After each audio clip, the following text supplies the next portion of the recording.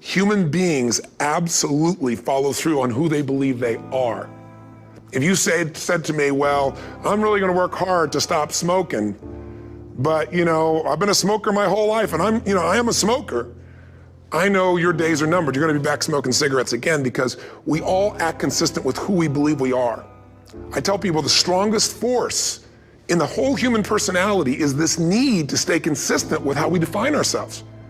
If you define yourself as somebody who is really conservative, you're not gonna be crazy and act nuts unless you're really drunk or something, and then you can say it's the alcohol, when it's really just you finally getting permission to be yourself. The alcohol is your excuse. If you're a really crazy person, you act crazy, outrageous, playful. You don't act conservative because that's not who you are. Very often people say, well, I can't do that. I'm not that kind of person. And I always say to people, really, when did you define yourself? I mean, really, how many years ago did you come up with what you could and couldn't do in your life? How many years ago?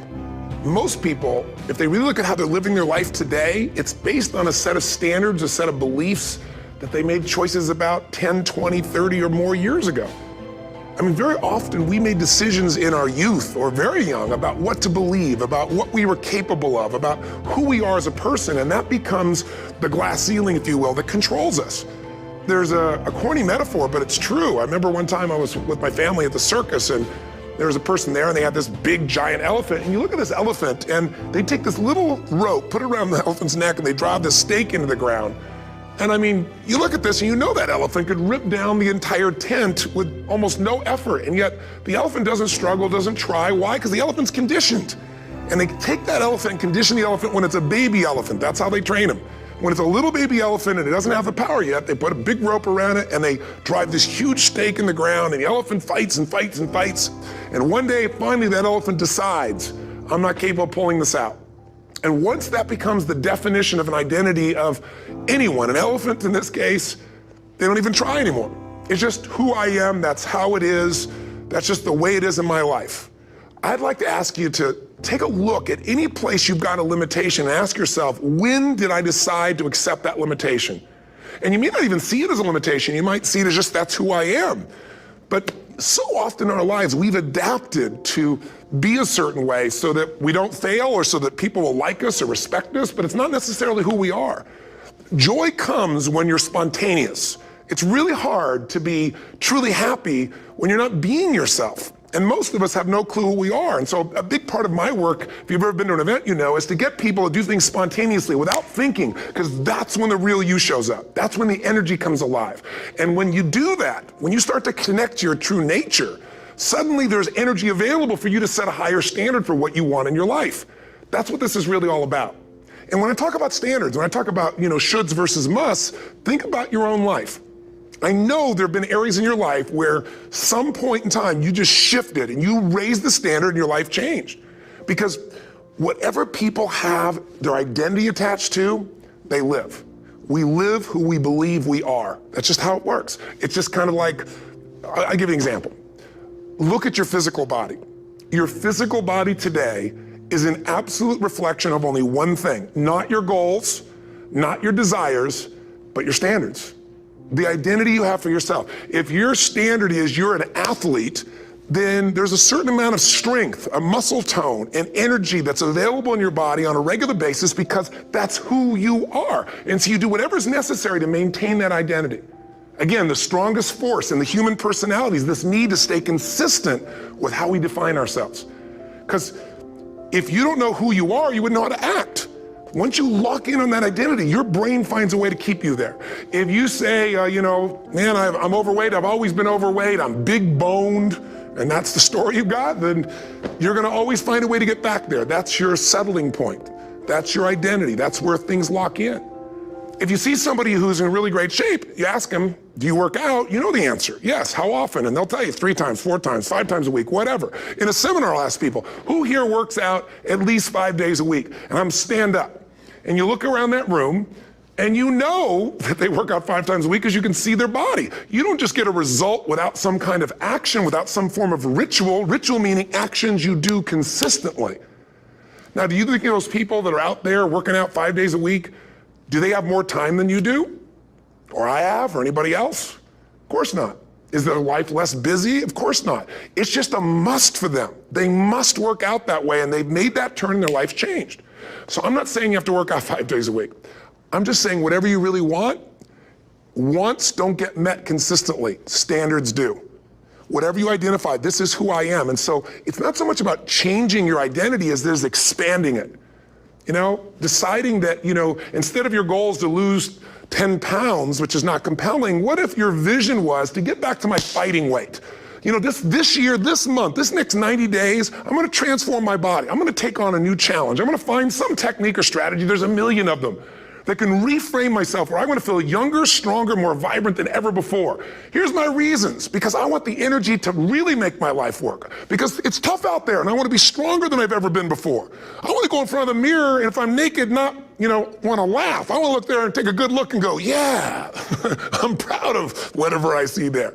Whatever it takes, something's gonna make you laugh, smile, something that's gonna tease yourself, but something's gonna move you to another level. If you identify yourself in a new way and you own that every day, and that becomes the standard of how you live, you'll find the way to make that standard real. Money's the same way. Think about it, it doesn't matter what's happening, quote unquote, in the marketplace. People that make money find a way to make money no matter what, don't they? I mean, most people's standard is to pay their bills. So that's what most people find a way to do, even when economic times get tough. Most people, if that's their absolute standard, they find a way. Some people's standard is pay their bills most of the time. And so most of the time they do. Some people's standard is not just to pay their bills, but to take care of their family and maybe even some of their friends. And they find a way. In fact, some people may be in a family where they don't have enough money. They barely have money to pay their bills. They work their guts out. And then somebody, their mother, their father, somebody else, their sister gets ill, and there's not enough money to take care of it. Nobody else has money in the family. They don't either, but they find a way to get that money to take care of their mother or father, don't they? And pay their bills. They never could do it before. Why? The situation made them raise their own standard. And not everybody does that. Somebody else in the family might have money and still not take care of their mother. It all comes down to the inner game, my friends. Changing your life is a change in the inner game.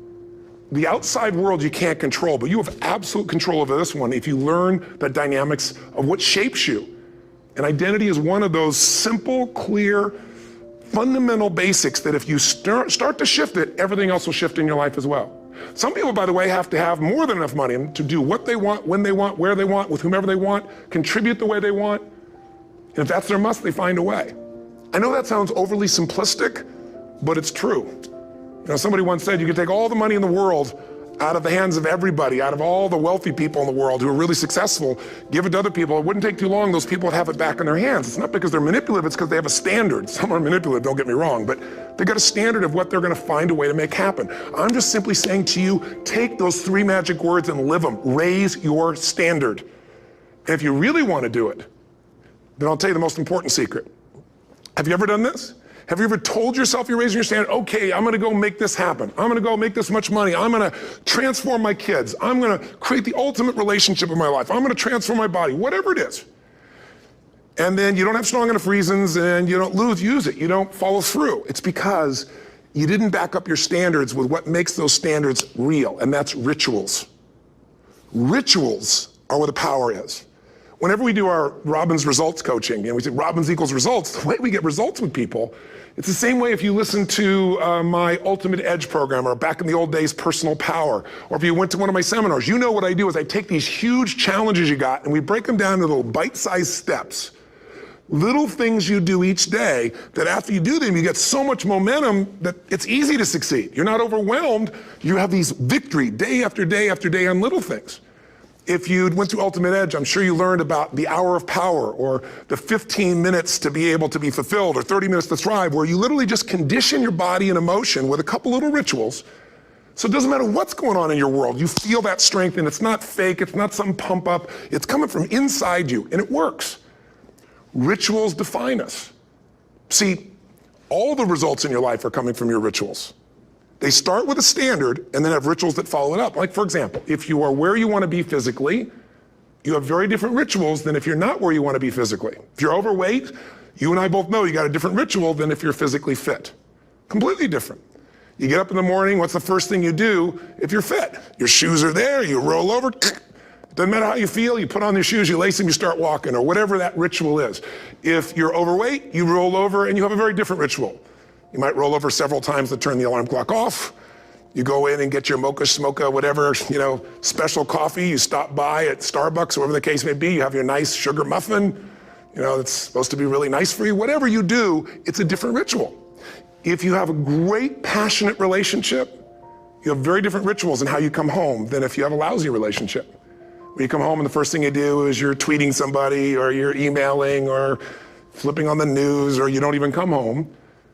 What are the rituals? Whenever I study people that are successful, what I look for is what's the standard they hold themselves to, and then what are all those little rituals that add up? Because think about it, success and failure are not giant events. They don't just show up.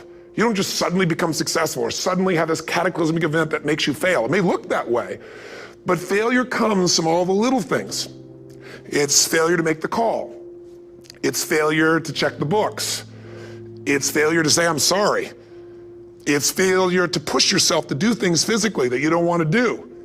And all those little failures day after day come together until one day some cataclysmic event happens and you blame that. That event happened because you missed all the little stuff. Do you agree with me? And success, by the way, is not some overnight event. It's all these little things. Success is having a vision. Success is making it compelling. Success is really seeing it and feeling it every day with strong enough reasons. Success is feeling the sense that I'm here to grow and I'm here to give something to the world more than just myself. Success is caring about other people. Success is calling and saying, I love you in the middle of the day for no damn reason. Or sending a note. That'll change your relationship. Have a ritual of something funny, playful, or a surprise you do. How many relationships are dead today because they have no surprise rituals anymore? You need to have some rituals, some cool things you do that nobody else does that gives you a better life than anybody else has. All the little stuff. That's where success comes from. In business, it comes from delivering more than anybody could imagine. All those little things add up. People go, wow, that's who I want to do business with. It's true in any area of your life. So if you look at somebody who's really successful and you think, wow, they're so amazing, they're such a genius, you got to dig underneath and you got to remember something. People are rewarded in public for what they've practiced for years in private. Myself and my business people say, how do you get up and speak? And you have no notes and you go for 3 days and nights and the room is like, everybody's wired and it's incredible. It's like a rock concert. How do you do that? How do you have that confidence? Oh, it's not confidence, it's experience now. But I did so much behind the scenes and I still do to make things right. How many people would know that since the time I was 17 years old, before I walk out on stage, still do to this day, wouldn't need to do it, but I still do it, I never walk out there without being in an absolute peak state of mind. There are days my back is hurting, my throat was hurting, or I may have had a challenge, or my father passed away, and I've still got to deliver for these people because my standard is give my all every time. Every event has to be better. Talk to anybody who's been to our events for 5, 10 years, some of our trainers, and I'll say, I don't know how he does it. He always finds a way to make it better. That's not an ego thing. That's a standard in me. I have to find the way. And my ritual, though, is I prepare, I think, I gather new information, I figure out how to put something across better. What do people need? I spend time with our customers. I see what's going on. And before I get on stage each time, I have this little ritual to put myself in a state of mind. And I did it starting like 17 years old. I started doing it. I'd say, I now command my subconscious mind. And I say this out loud several times, this little phrase, set of phrases, as an incantation to kind of condition my mind and body. And I'd say, I now command my subconscious mind to direct me in helping as many people as possible today by giving me the strength and the emotion and the humor and the brevity, whatever it takes to show this person and help this person change their life now.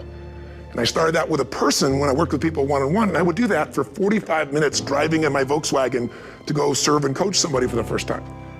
Now I don't say that person, I say these people, and I can go out in a room of 10,000 people and deliver for 50 hours, and I do it every time I come back on stage. It's a ritual to go into peak state. Peak states don't just show up, they don't interrupt you. Great ideas don't interrupt you, you gotta pursue them. I talked to Michael Jordan, I'll never forget, at the peak of his career, and got to watch his final game, saw him backstage and spent some time with him, and it was a pretty exciting time. He was the greatest basketball player I think that ever lived and has ever lived. And I asked him, I said, what sets you apart, Michael? What is it? And is it God-given talent, ability, skill? What is it? And he said, Tony, he said, I can shoot you straight. It's not, me trying to act humble. He goes, I have a lot of talent, a lot of God-given talent, a lot of skill. I've worked really hard. But he said, really, it's my standards. He said, every day I demand more from myself than anybody else could humanly expect. I'm not competing with somebody else. I'm competing with what I'm capable of. Magic formula. Because most of us lower our standards. Why? Because who you spend time with, my friends, is who you become. One of the biggest reasons I started going to seminars when I was like 17 is I had nobody around me as a great role model. I could read about somebody, but being around people, being in that environment was very different. Finding a way to go to work with someone who lived that standard of life was very different. You get around people with low standards and you compete with it. You don't need to compete with it. It's like, okay. I mean, remember Jerry Springer? I don't know if he's still in the air, but I remember he used to get people on the show and I thought, where would he find these people? And why would people watch? I'll tell you why they watch. They watch these people and go, my life's still pretty darn good compared to that person. Look at them. You don't have to change your life. All you have to do is find somebody with a lower standard and you'll feel good about yourself. But if you feel that good feeling, it's an illusion. The only thing that's going to make you happy, my friend, in this year or any other, is to step up. It's to raise the standard. It's to discover what you're capable of and feel that incredible power of pushing through whatever's holding you back and get to the other side of more of your true self. That's what this game's all about. And look at the best of the world in anything. Tiger Woods, what's his vision? To win golf tournaments? No, to be the best that ever lived. That's his goal, that's his vision. But here's what's interesting, he backs it up with rituals. If you just have a vision and you don't have the rituals, stop lying to yourself. His rituals are, he started doing things nobody did before. He went and started lifting weights. Golfers lifting weights? No way. He went out and he changed his swing when he was the best in the world because he realized in order to be the best that ever lived, he was gonna have to change his swing. If you know anything about golf, you don't change your swing when you're the best. And he went and retrained himself because he has different rituals than other golfers. Now many people are modeling his rituals to get better. It's amazing.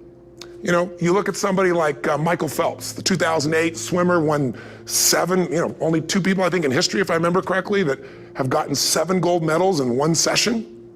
And here's a guy, he's got number 6 under his belt and he's exhausted and he's going in for that final swim. I'm sure you remember. And how does the guy win? By 1/100th of a second. Do you think that was some massive skill that got him over the top? Or was it a standard that says, this is who I am. I am the champion. And no one is taking this from me. And somehow in those final milliseconds, 100th of a second, he pushed himself just beyond his competitor. But you know about Michael Phelps? What allowed him to be able to push beyond that moment is his rituals. Go study the guy. Most people who swim have these unbelievable workouts. He does 2 and 3 of those workout sessions a day. All the other swimmers in the beginning thought he was insane. You're gonna overtrain, you can't do that, it's not physically possible. But he had a standard and the rituals to back it up.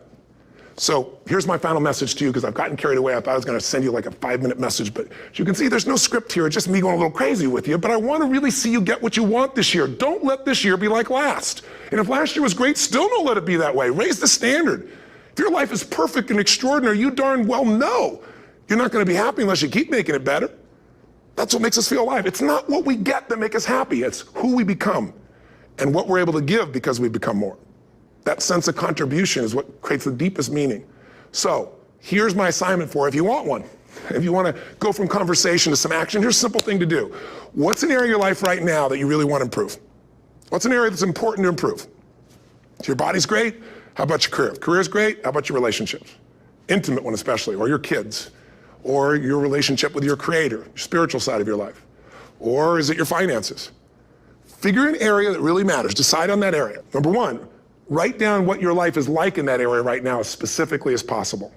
So you might say, well, I'm 13.5 pounds overweight, whatever the weight is, whatever the situation is, or my body fat's like this, or I wake up exhausted in the morning, and you write the truth of where you are right now. So you're real clear. Or I'm not in a relationship. I say I want a relationship, but I'm not in one, and I don't seem to find them. All the good ones seem to be gone is my belief. And I really do want one, but I don't have it. Whatever your definition. Or I'm in a relationship, and God, I wish I wasn't in a relationship. I'm planning my escape, wherever you are. Or I have a wonderful relationship, we love each other, but there just isn't enough passion. Just write the truth of where you are. The area you want to change, but write how it is. And then the second step is, this is where you got to be really honest with yourself. What are the rituals that have put me there? Because whatever results you're getting, even if you don't like the results, there's some rituals that are keeping you in that place. There's some rituals of what you eat or don't eat, how you move or don't move, how you sleep or don't sleep. There's some rituals in the lack of variety or spice or energy or focus in an area. There's something you're doing, and it's usually not one thing, it's a bunch of little things that you kind of do consistently whenever you think about getting in a relationship, whenever you think about working out, whenever you think about money. You get yourself in a state of overwhelm. You start thinking about all the things you can't control. Just write down all the rituals you have, and then here's the third step. What do you want? What's your vision? And be really specific. I want to be my fighting weight. I want to be the strongest I've ever felt. I'm going to turn whatever it is, be specific. And then, last step number 4, what are the rituals that'll get you there? What would you need to do differently each morning if you're going to be that kind of energy, that kind of strength? How often would you work out? What days would you work out? What time? A ritual is something you do consistently, usually at a specific time, so it becomes automatic. Let me tell you something. Willpower doesn't last, but rituals can last a lifetime. I bet you have some rituals in your life right now you've been doing for years, even though some of them don't serve you. I'm just saying, wake yourself up. If you want a new year and a new life, you don't need to start on January 1st. Start today. Start with this little video. And just begin to see what happens and see how easy it is to just do a few little rituals. Don't do them all, just do 2 or 3 new things. And you know what happens? You'll get momentum. Because once you discipline yourself in one area of your life, you feel yourself doing it in other areas as well. And I always say something that my original teacher taught me. I always remind people, there's always 2 pains in life. There's the pain of discipline, or there's the pain of regret. And discipline weighs ounces, as my friend Jim Rohn taught me. Regret weighs tons. You don't have regret. So right now, what do you want to change? What's it really like? What are the rituals that got you there? That'll take a little homework. If you're not sure, ask the people around you. They'll tell you what your rituals are. What do I really want in depth? What are the rituals that'll get me there? And then get yourself to start a few of those actions and lock them in place. If I can help you in any way, we're here as a company to support you. Come have an event with us. Come to Unleash the Power Within or Mastery University, or get a coach. You can get a free coaching session if you call our company and click on something on this. Will probably have something on it, or get a product. Or don't do anything with us, but do something with somebody, starting with you. If you make the changes in yourself, you're going to be proud this year, and no amount of money or accolades from other people can mirror the feeling of being proud of knowing you've taken back control of your life, or you've taken a great life to another level. Because once you do that, you have something you can give other people, whether it be your kids or your friends or your family, and ultimately that's what life's about.